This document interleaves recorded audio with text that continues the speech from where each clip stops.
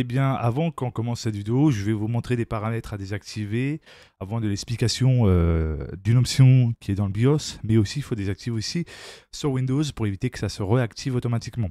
D'ailleurs, je vais mettre cet aparté-là avant de commencer la vidéo d'ailleurs. Donc, vous allez sur gestionnaire périphérique, carte réseau et sélectionner Realtek Gaming 2.5 GBE Family Controller. Donc, ça dépend comment ça se nomme chez vous. Faites propriété, avancez et il y a des options dedans qui peuvent activement vous gêner sur votre réseau, même si vous êtes en câblé. Même aussi pour les PC portables d'ailleurs, d'après ce que j'ai pu entendre aussi en me renseignant à droite, à gauche. Donc là, celui-ci, donc le Advanced EE est désactivé. Le haut, je l'ai mis en absent, donc absent.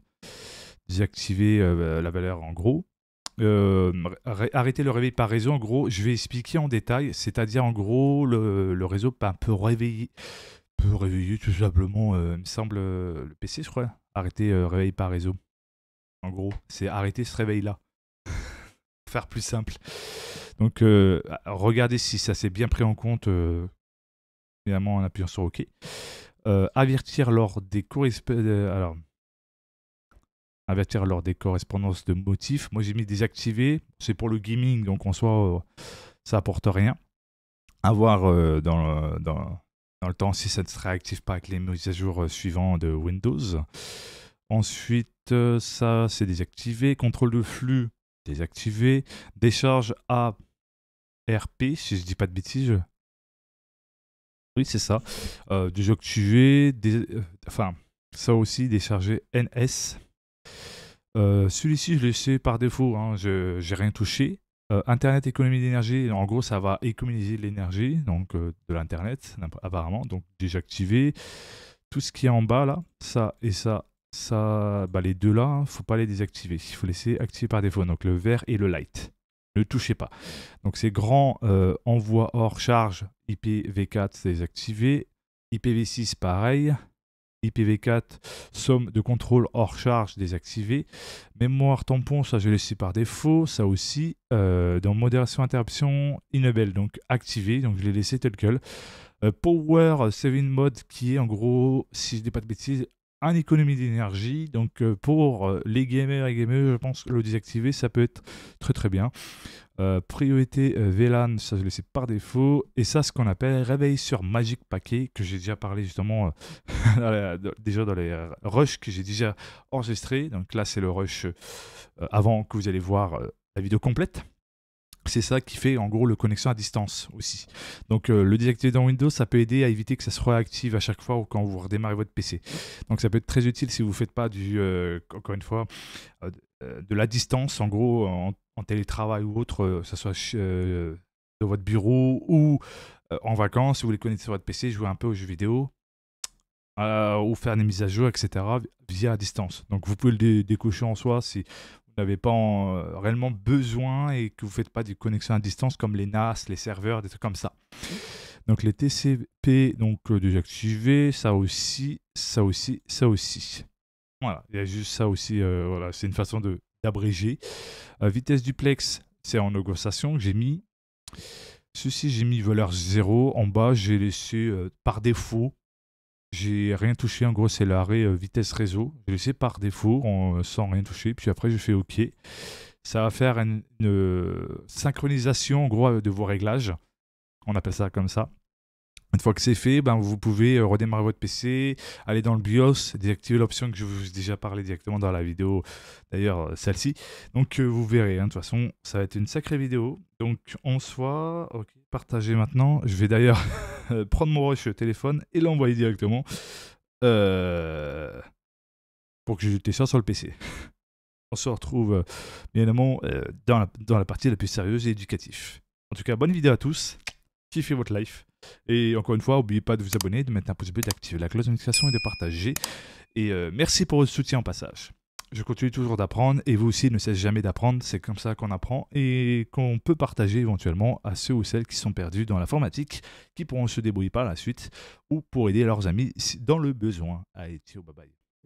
Eh bien, bonjour à tous, c'est Monsieur Kazetra et on se retrouve pour une vidéo éducative. Donc on va parler de ce que vous pouvez voir à l'écran, Wake Online. À quoi ça sert? Le Wake Online, souvent abrégé par W en gros, O minuscule et L majuscule. Et une fonction qui permet d'allumer ton PC à distance via un signal envoyé sur le réseau local, donc Internet. En gros, ton ordinateur peut être en veille prolongée ou même complètement éteint, mais encore branché au secteur et relié à un câble Internet. Et un autre appareil, PC, NAS, routeur, smartphone, etc. peut allumer à distance en voyant ce qu'on appelle un Magipaquet sur le réseau. Exemple concret. Imaginons tu es au boulot ou sur ton téléphone. Tu veux accéder à ton PC à la maison pour récupérer des fichiers, streamer sur un jeu, Steam, Epic Games, ce que tu veux préférer, ou faire une mise à jour Windows ou autre à distance. Tu envoies ce qu'on appelle le Magipaquet à ton PC via ton réseau local ou Internet. Le Wake on LAN réveille ton PC. C'est là que ça entre en jeu sur cette option. Tu peux te connecter à distance via un Remote Desktop. Remote Desktop, c'est pour PC fixe. Et Parsec, c'est un autre logiciel qui fait la même chose. Etc. Donc, et d'autres encore. Les inconvénients, si tu n'utilises pas cette option, si tu n'as pas besoin, mieux vaut le désactiver. Donc, je tiens à préciser au cas où. Il garde la carte réseau sous tension, même PC éteint. Donc, même si ton PC est éteint, la carte réseau reste en tension quand même. Je tiens à préciser quand cette option est activée.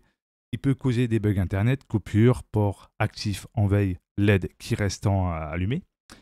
Sur certaines cartes mères, il peut même réveiller le PC tout seul à cause d'une activité réseau, routeur, box, etc. Ce qui peut arriver quand vous avez votre PC éteint et qui s'allume sans que vous y attendez. Ça peut être aussi la cause. En résumé, alors cette option allume ton PC à distance via le réseau, nécessite une connexion Internet plus la carte mère compatible, plus BIOS activé, donc il faut mettre à jour aussi, très important, le BIOS. Utile pour serveur maison, NAS, télétravail, accès à distance, donc vraiment pour ces raisons-là. Inconvénient, encore une fois, peut provoquer des bugs, réseau ou réveil intempestif, donc inattendu, que tu t'y attends pas, tu dors et tu vois ton PC qui s'allume tout seul. Recommandation désactiver si tu ne l'utilises pas. Si tu fais pas du truc à distance quand tu es loin de chez toi, ça sert à rien en fait de le laisser activer sur ton PC. Donc tu peux le désactiver sans aucun souci. Je vais d'ailleurs vous faire la seconde partie de cette vidéo avec le smartphone, donc la qualité audio sera pas la même que celle que j'ai sur mon PC. Et surtout aussi pour vous aider. Vous en faites pas, c'est ma passion et j'aime apprendre et puis aussi partager avec vous. Il n'y aura aucun risque et puis en soi, cette option, encore une fois, sert uniquement pour ceux qui font du télétravail, qui font en gros du à distance et qui ont besoin de pouvoir se connecter à distance directement sur leur PC.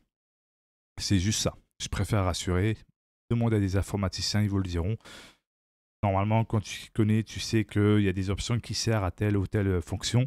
C'est important de le préciser pour pas que l'utilisateur ou l'utilisatrice soit perdu dans les options et qu'elle ne garde pas des options qu'elle n'utilise pas. C'est important de le préciser. Il faut que ça soit éducatif.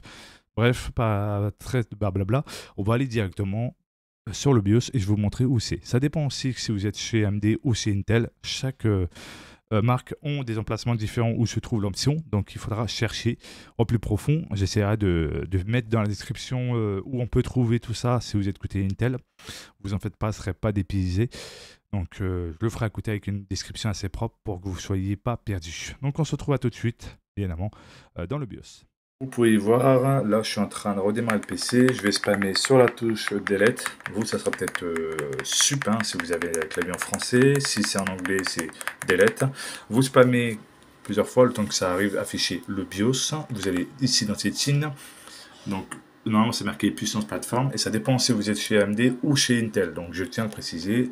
Vous appuyez ici et vérifiez, très important, que bien évidemment Wake on LAN est bien désactivé parce que ça peut être le cas. Donc encore une fois, c'est une option qui sert à allumer votre PC à distance via Internet si vous êtes en télétravail. Encore une fois, c'est ce que je vous ai expliqué. Et vérifiez de bien enregistrer bien votre profil, c'est-à-dire la configuration que vous avez fait sur le BIOS, faire oui. Et normalement, vous ne devrez pas avoir cette option réactivée, mais vérifiez de temps en temps. C'est juste une option qui ne sert à rien si vous ne faites pas de connexion à distance Voilà, c'est généralement pour des NAS, des serveurs, des trucs comme ça. Donc voilà, je préfère vous le préciser. Donc on se retrouve sur le PC. À tout de suite.